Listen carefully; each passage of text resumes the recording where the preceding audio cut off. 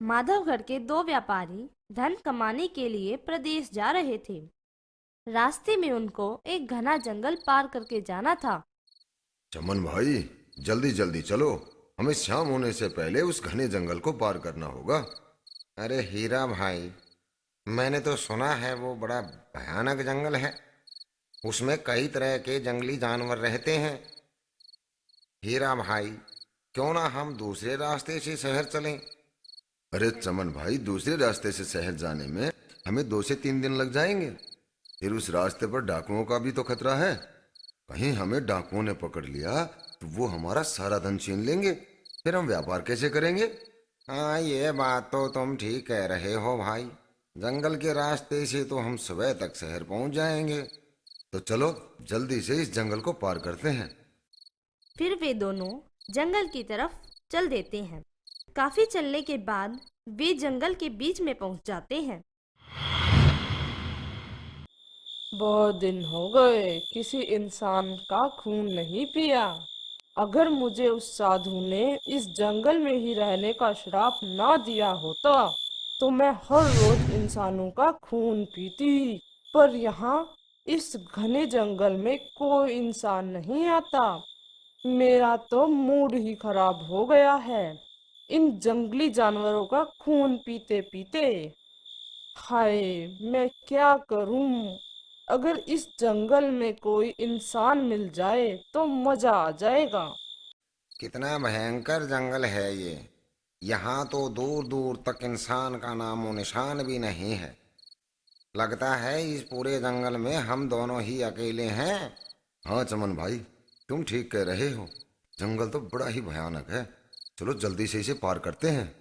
चमन व हीरा चलते चलते काफी थक जाते हैं, लेकिन उन्हें जंगल से निकलने का रास्ता नहीं मिलता।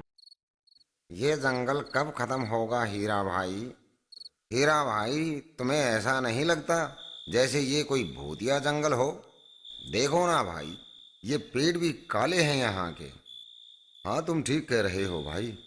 हमें जंगल के रास्ते नहीं आना चाहिए था। अब तो शाम भी होने ही वाली है और हमें अभी तक ये भी नहीं पता कि कितना और जंगल पार करना है। वे दोनों चलते चलते चुड़ैल के इलाके में पहुंच जाते हैं। जब चुड़ैल को जंगल से इंसानों की महक आई तो वह अपनी गुफा से बाहर आती है। मुझे तो ये इंसान की महक लगती है। आज तो जी भरकर खून पीऊंगी। हा हा हा, हा हा हा। अरे वाह, ये तो दो दो इंसान हैं, वो भी मोटे ताजे। इनको जरा और पास आने देती हूँ, कहीं मुझे देखकर भाग ना जाएं। हा हा हा। ये आवाज़ कैसी है हीरा भाई? मुझे तो बहुत डर लग रहा है। चमन भाई, मैंने तुमसे एक बात छुपाई है। क्या बात छुपाई है हीरा भाई? चमन भाई, इस जंगल में एक खून पीने वाली चुड़ैल रहती है। मुझे ये बात पता थी। अरे तुम दोस्त हो या दुश्मन? जब तुम्हें पता था कि इस जंगल में खून पीने वाली चुड़ैल रहती है, तुम फिर भी मुझे इस रास्ते से ले आए मरवाने के लिए। अरे मैं तो अपनी पत्नी से वादा करके आया था कि जल्दी घर वापस आऊंगा, पर लगता है अब कभी घर वापस नहीं जा पाऊंगा। भाई मैंने सुना था कि वो चुड़ैल अंधेरा होने के बाद ही अपनी गुफा से निकलती है। मैंने सोचा जंगल का रास्ता छोटा है, हम दिन दिन में पार कर लेंगे। भाई मुझे क्या पता था कि हम रास्ता भटक जाएंगे और हमें यहीं रात हो जाएगी। वे दोनों आपस में बातें कर ही रहे थे, तभी उनको चुड़ैल के हंसने की आवाज सुनाई देती है और तभी उनके सामने चुड़ैल आ जाती है। मुझे माफ कर दो दोस्त। अब तो माफी चुड़ैल से मांगना। मुझे लगता है ये चुड़ैल की ही आवाज है। अरे मर गए रे हीरा भाई, ये तो बड़ी भयानक डायन है। बड़े दिनों से इंसानों की तलाश थी।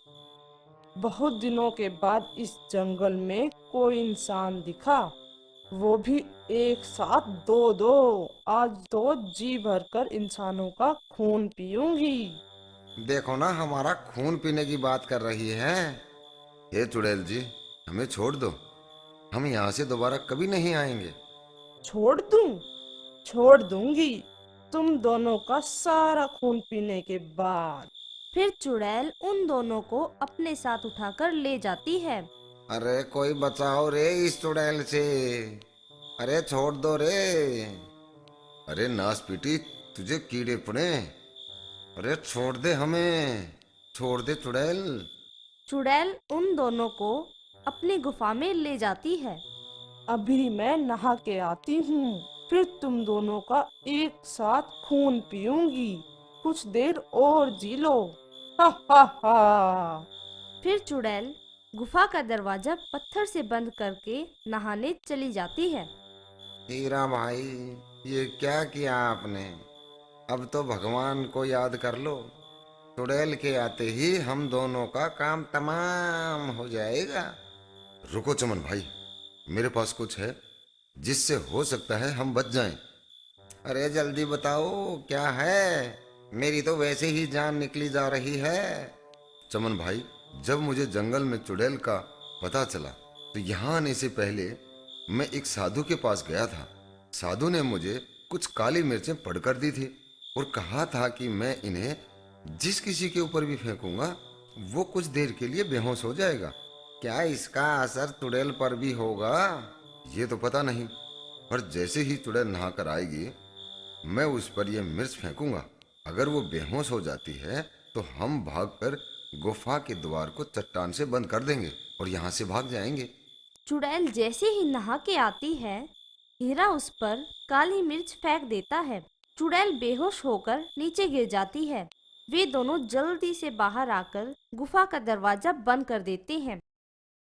फिर वे दोनों वहां से जान बचाकर भाग लेते हैं।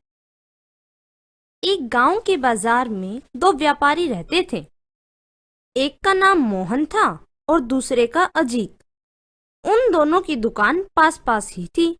वे दोनों एक दूसरे को देखकर बिल्कुल भी खुश नहीं होते थे। आए दिन उन दोनों में किसी न किसी बात को लेकर झगड़ा होता ही रहता।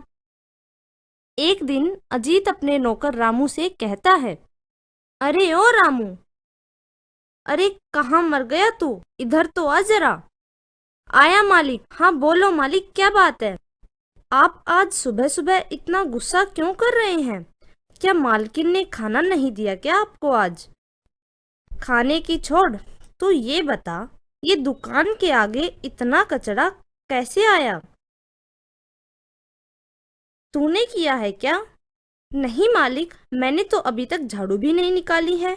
ये तो सुबह से ही यहीं पड़ा है। फिर तो मुझे लगता है ये जरूर उस मोहन का ही काम होगा, वरना और कौन करेगा यहाँ पर कचरा। तो अब क्या करे मालिक? करना क्या है? तू ये सारा कचरा मोहन की दुकान के आगे कर दे। रामू ने सारा कचरा मोहन की दुकान के आगे कर दिया। ये देख मोहन रामू से, अरे पागल तो नहीं हो गए तुम? अपनी दुकान का कचरा हमारी दुकान के आगे क्यों कर रहे हो? इतने भोले ना बनो। पहले तो हमारी दुकान के आगे अपना कचरा डालते हो और अब कहते हो हमारा नहीं है। लगता है तुम्हारे भेजे में भी कचरा भर गया है, जो इतनी उल्टी उल्टी बातें कर रहे हो। तुम्हें तो हर रोज लड़ने का बहाना चाहिए। कभी किसी बात को लेकर झगड़ते हो तो कभी किसी बात को लेकर। तुम्हें कोई और काम नहीं है क्या झगड़ने के अलावा? अरे देखो तो रामू, उल्टा चोर कोतवाल को डांटे, ये तो वही वाली कहावत कर रहा है। आप कहो तो आपको लाठी ला कर दूं, दो मारना इसके सिर पर, सारी अकल ठिकाने आ जाएगी। क्या तुम मुझे लठ मारोगे? तो मैं भी तुम्हें अभी सबक सिखाता हूँ, रुको। तभी वहां पर एक आदमी आता है। अरे भाई, क्यों झगड़ा कर रहे हो? देखो ना भाई, इसने मेरी दुकान के आगे अपना कचरा डाल रखा है और अब मना कर रहा है। नहीं, मैंने ये कचरा नहीं डाला है, ये झूठ बोल रहा है। मोहन ठीक कह रहा है, ये कचरा तो कचरे की गाड़ी से यहाँ गिर गया था जब सुबह वो यहाँ से जा रही थी। ये तुम कैसे कह सकते हो? मैंने सुबह उसे देखा था। आज कचरा गाड़ी के ऊपर लगा कपड़ा कुछ फटा हुआ था। उसका कचरा रोड पर कई जगह पर पड़ा है। तुम लोग आपस में यूं ही झगड़ रहे हो। चलो अब एक दूसरे से सॉरी बोलो और झगड़ा खत्म करो। सॉरी मोहन भाई, मुझे माफ कर दो। आज के बाद मैं आपसे कभी भी झगड़ा नहीं करूंगा। कोई बात नहीं भाई, मैं भी आज के बाद आपसे कभी झगड़ा नहीं करूंगा और हमेशा आपके साथ एक अच्छे पड़ोसी की तरह रहूंगा। हमेशा अपने पड़ोसियों के साथ अच्छा व्यवहार करें।